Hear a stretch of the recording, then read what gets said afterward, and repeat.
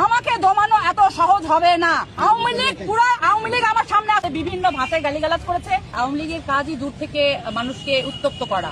আমাকে উত্তপ্ত করে তারা চাচ্ছে আমাকে দমিয়ে দিতে। আমি একজন জুলাই যোদ্ধা, তারা হাজার হাজার মানুষ আমাকে হুমকি দিচ্ছে। এটা তো আমার জন্য খুব মজার। এটা আরো দিক, আমি চাই তারা সামনে আসুক, এসে আমার সাথে ফেস টু ফেস হুমকি দিতে হচ্ছে। ছি ছি ছি ভাই, লজ্জা। এটা আওয়ামী লীগের জন্য লজ্জা, এটা তাদের জন্য লজ্জা, আমার জন্য খুব আনন্দের। কারণ এনসিপি কে তারা ভয় পায় এবং ভয় পাবে। আমি একজন জুলাই যোদ্ধা, আমি মাঠে ছিলাম, আছি এবং থাকবো। আমাকে তারা হুমকি দিতে থাক, তারা কি করবে আমি তার প্রতিহত করবো না। মারার চেষ্টা করলেও মারা কোন রকম মারার চেষ্টা করলেও মারা হয় নাই। পুলিশ প্রোটেক্ট করে তাকে নিয়ে চলে গেছে।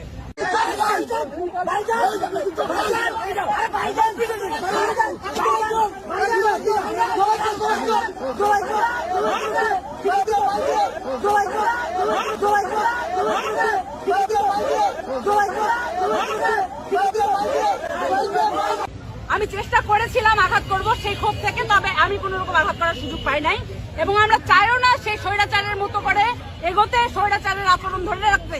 আমরা চাই আদর্শ, আমরা চাই বাংলাদেশ সুন্দরভাবে গঠিত হোক। ইনকিলাব জিন্দাবাদ। আমরা দেখছিলাম যে আপনি আঘাত করেছিলেন, আসলে কি আঘাত করা হয়নি, কোন ক্ষোভের কারণে আঘাত করার চেষ্টা করা হয়েছিল, তবে আঘাত করতে পারিনি বা করিনি।